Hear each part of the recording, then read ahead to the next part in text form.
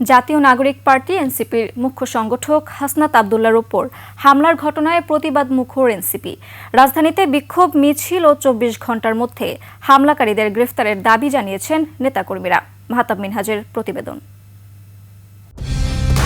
Colour expert, George sap এবং mild on hands technology সমৃদ্ধ Orix crystal wash আপনার laundry expert.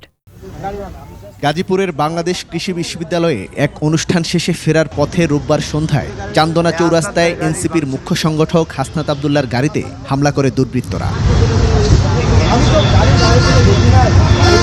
July আন্দোলনের অন্যতম সংগঠক হাসনাতের উপর এমন হামলা মেনে নিতে পারেনি এনসিপির নেতাকর্মীরা।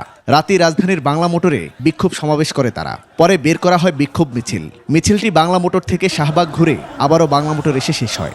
আগামী ২৪ ঘন্টার মধ্যে যদি এই হামলায় জড়িত প্রত্যেককে আইনের আওতায় না আনা হয় তবে এনসিপির ২৪ ঘন্টার মধ্যে কঠিনতম কর্মসূচি ঘোষণা করতে বাধ্য হবে।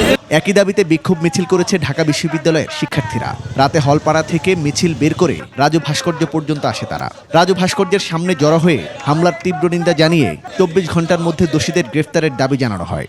তাদের স্থান শুধুমাত্র ফাঁসির কাস্টতে হবে, তাদের স্থান শুধুমাত্র বাংলাদেশের জেলে হবে। আমরা স্পষ্টভাবে জানাচ্ছি, যদি আগামী ২৪ ঘন্টার মধ্যে হাসনাতের উপর হামলাকারীদেরকে গ্রেফতার করা না হয় তাহলে আমরা আরও কঠোর কর্মসূচি দিব। হাসনাতের উপর হামলার প্রতিবাদে দেশের বিভিন্ন স্থানেও বিক্ষোভ হয়েছে।